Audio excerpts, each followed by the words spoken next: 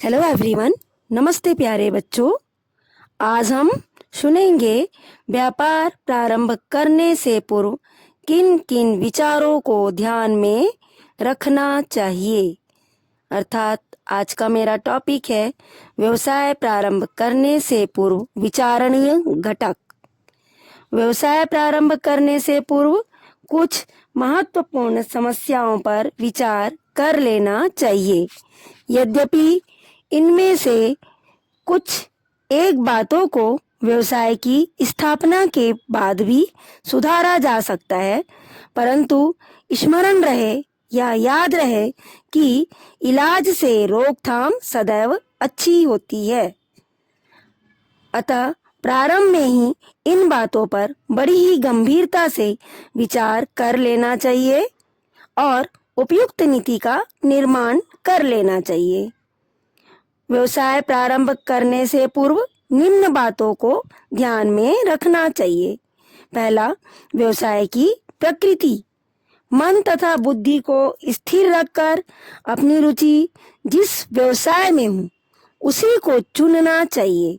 चयन करते समय आत्मसंयम एवं विवेक से काम लेना होगा।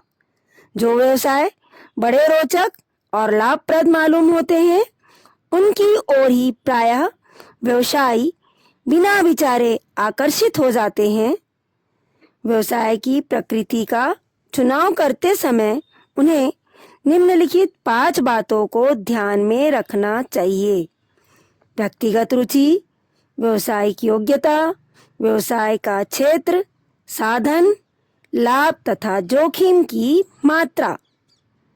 अब दूसरा घटक है व्यवसाय का स्थान, स्थिति एवं आकार।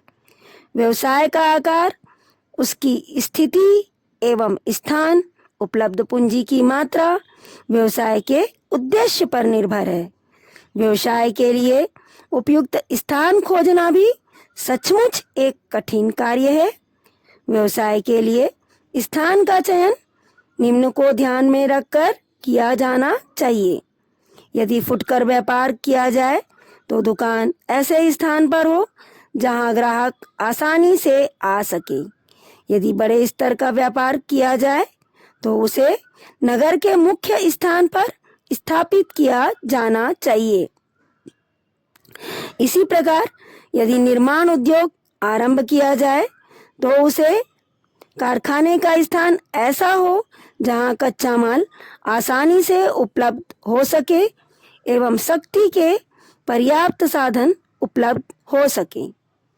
तीसरा पॉइंट है प्रारंभिक अनुसंधान। नए व्यापार की स्थापना करने से पूर्व व्यवसायी को कुछ प्रारंभिक जांच पड़ताल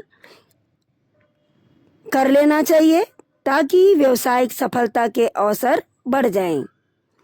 व्यवसाय को संभावी प्रतिस्पर्धा का अनुमान पहले से कर लेना चाहिए तथा उत्पादन संबंधी समस्याओं पर पूर्व ही विचार कर लेना चाहिए।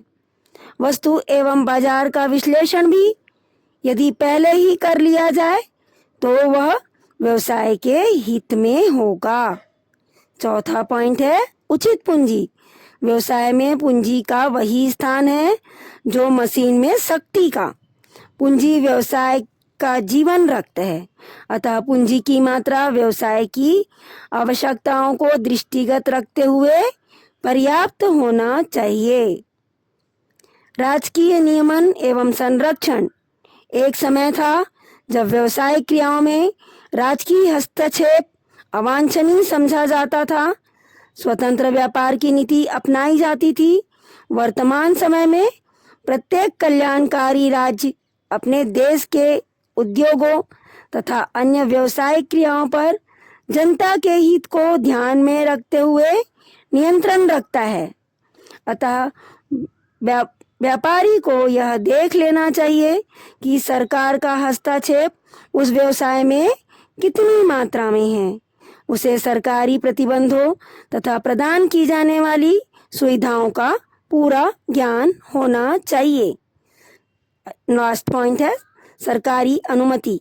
व्यवसाय को यदि उस व्यवसाय को आरंभ करने के लिए सरकार की पूर्वानुमति की आवश्यकता है तो उसे पहले ही प्राप्त कर लेना चाहिए।